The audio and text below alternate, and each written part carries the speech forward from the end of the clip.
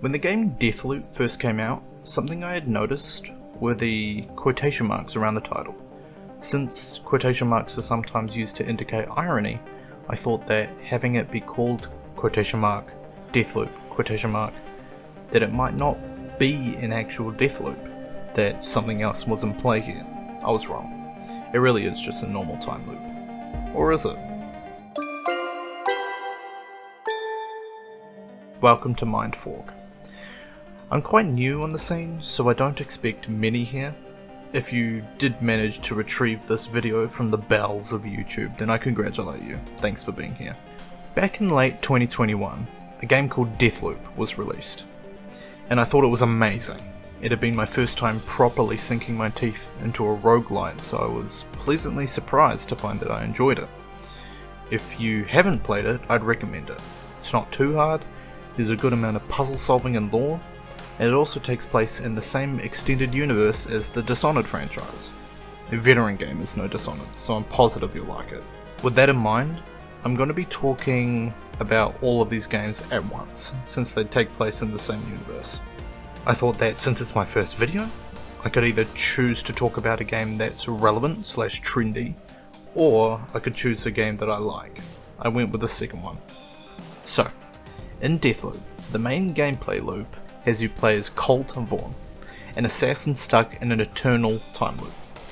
You repeat the day over and over again, with you being the only person who remembers the previous loop.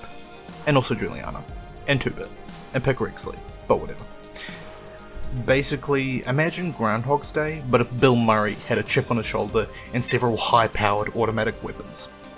But that got me thinking, is a time loop possible in real life? How is it possible in Deathloop? Can we go back in time whenever we want? Well, to summarise, yes and no. Theoretically, if we used closed timeline curves, CTCs, to do it, we absolutely could. A CTC is basically just a scientific way to say a path in space that can lead you into the past. But also, it's hard to use a one-size-fits-all answer when it comes to theoretical physics, so let me elaborate a little. If you imagine mathematics as the brilliant stagehand to Universe, the cosmic show, theoretical physicists are the skeptical audience members that come up after the show and ask how something on stage in the universe was done. Math tells them how it could be done, and each theoretical physicist comes up with their own version that explains it using what they just learnt. It's basically what they do. When they come across a phenomena that they can't immediately explain, theoretical physicists will come up with theories based on knowledge of matter, space, energy, time, and of course mathematics, to try and come up with a reason as to why that happens. Kurt Gödel is one of these audience members. If you've seen movies like Interstellar or the like, you'll know that space and time are connected. If there's a bend in one, it'll cause a bend in the other. Black holes are a good example, because they're super dense. Their gravity is really strong, which causes ripples in space. This distortion in space also creates distortions in time, as anything that approaches the event horizon would appear to slow down before stopping entirely. Our friend Kurt took advantage of this idea and theorized that if the universe were to rotate, it would cause massive bends in space-time and allow CTCs to exist, paths that you can take to go back in time.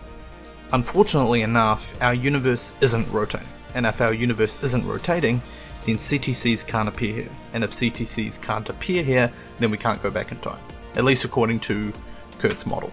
Unfortunately again, since CTCs cannot exist here, it's likely that they cannot exist in the Dishonored universe also.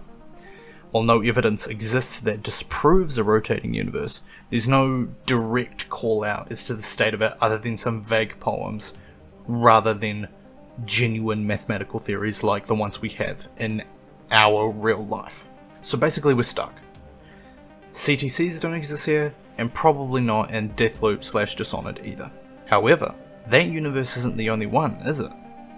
There's another universe in the Dishonored franchise called The Void, described as an ever-devouring hungry nexus that lives in an entirely different dimension. It's thought to be an afterlife that draws from one's mind and influences the environment. And you know what else it's described doing? Issuing forth the worlds and stars, swirling around that great birthing abyss. Swirling sounds a lot like rotating, doesn't it? So is the void a rotating universe then? And if this is the case, then is the connection of these two worlds allowing the existence of CTCs in the real world because they're in the void? Well, let's break it down. The time loop in Deathloop is restricted to Black Reef, the location where the game takes place. We know this because when Cult breaks out, the rest of the world is in shambles. Time moved on without them. They were there for centuries. We also know that places where the void and the world intersect do exist in the Dishonored franchise, Stilton Manor and Shenderi North Quarry as well. If the void's quality of being a rotating universe were to break through those weaker places, then perhaps something like a stabilizer could help zero in on that quality. If only... So that's it. The void's CTCs are passing through into the real world in an area where the barrier between the two is the weakest? Sure. But they shouldn't erase memories, right? The way they work is like walking from one place to another, so why is it that some people remember and some people don't? Well, there seems to be no definitive rhyme or reason as to why. If the void draws from one's mind, like I briefly mentioned before, then maybe there is no reason. Maybe it really is just up to the heart of the cards. So there you go. Theoretical, highly speculative evidence that takes advantage of a vague understanding of established scientific principles and an even more vague, law-based assumptions. If you liked the video, subscribe. I have a long list of these I want to get out, so hopefully I'll see you in the next one. See ya.